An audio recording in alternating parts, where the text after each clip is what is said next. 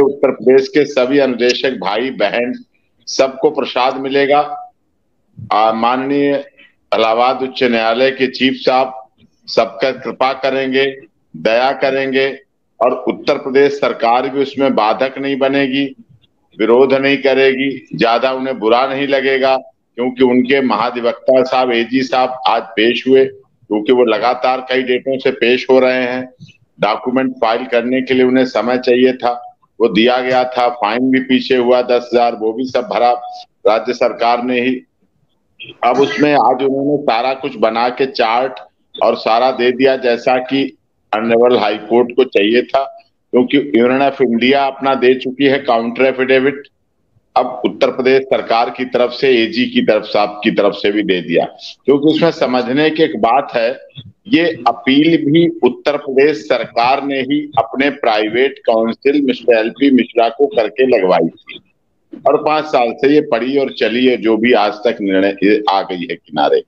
अब इसमें क्योंकि माननीय एजी साहब उत्तर प्रदेश सरकार के महाधिवक्ता होने के नाते सबसे बड़े जिम्मेदार व्यक्ति हैं, अब उनकी तरफ से भी उत्तर प्रदेश सरकार की तरफ से भी दोनों तरफ से उनके डॉक्यूमेंट, काउंटर एफिडेविट, रिप्लाई, सारा कुछ आंकड़ा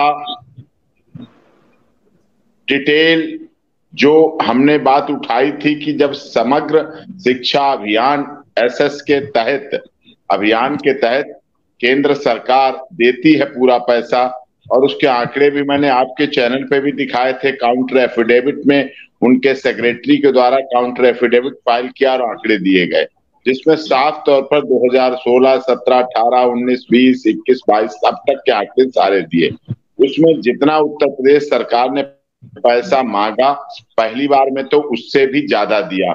उसके बाद उत्तर प्रदेश सरकार ने उस पर खर्च नहीं किया, एक्सेस पड़ा रहा पैसा, तो एक्सेस पड़ा रहा तो उस हिसाब से हर साल देते रहे पैसे को, और एक्सेस हर साल रहा पैसा उत्तर प्रदेश सरकार के पास। तो पहले ये अपील डाली थी कि फंड नहीं है हमें देने के लिए, हम देना चाह सकते हैं लेकिन फंड नहीं है। अब फंड भी दिख गया है, उत्तर प्रदेश सरकार की तरफ से भी मान लिया गया है, ऑनरेबल एजी साहब की तरफ से भी आ गए हैं डॉक्यूमेंट, यूनियन ऑफ इंडिया की तरफ से भी डॉक्यूमेंट आ गए हैं।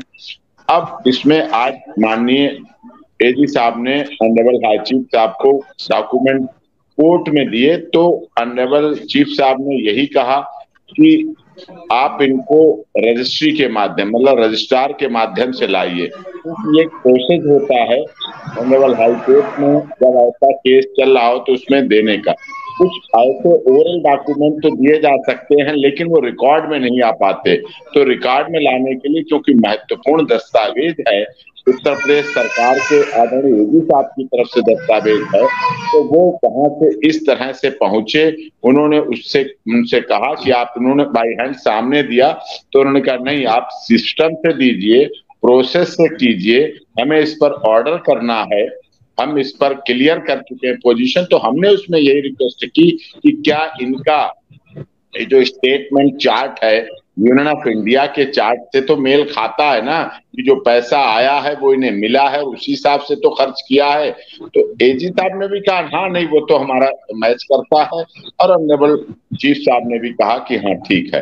तो इसका मतलब पूरा क्लियर हो गया कि अब एक्सेस उसी चीज को उन्होंने अपने जवाब में दिया। हमें भी कॉपी मिल जाएगी, हम कॉपी भी देख लेंगे, हमें संभवतः कल तक कॉपी मिल जाएगी, तो हम उसको भी देख लेंगे। और जैसा भी है, अब ऑर्डर के लिए 7 सितंबर की डेट दी है, ऑर्डर के लिए निश्चित हो जाएगा। 7 सितंबर को ऑर्डर तो नहीं हो सकता, लेकिन 7 सितंबर के बाद ऑर्डर के लिए प्रोसेस शुरू हो जाए, क्योंकि ऑर्डर लंबा लिखा जाएगा, बहुत मोटी फाइलें हैं, और 11 दिन तो यही 11 डेटें तो हमें ही हो गई लगातार। मई से बहस मई हुई, जून तो छुट्टी रही, जुलाई हुई, अगस्त हुआ, और अब लगातार चीफ साहब सुन रहे हैं। और जनहित का मामला है, उत्तर प्रदेश के लोगों का मामला है, डबल इंजन की सरकार का मामला है। अब डबल इंजन की सरकार के समय भी अगर लोगों को परेशानी हुई तो ये तो ट्रिपल इंजन बन गया, क्योंकि दोबारा उत्तर प्रदेश की सरकार बनी है, और दोबारा ही केंद्र की सरकार बनी है। तो साहब अब ये ट्रिपल इंजन हो गया है। ट्रिपल इंजन से और ज्यादा क्या इंजन लगेगा? बड़े बड़े पहाड़ों पर गाड़ियां खींच देता है, डबल इंजन लगा के बड़ी बड़ी ट्रेनों को लग जाते हैं। तो साहब ये तो पहाड़ थोड़ी है। उत्तर प्रदेश तो ऐतिहासिक प्रदेश रहा है।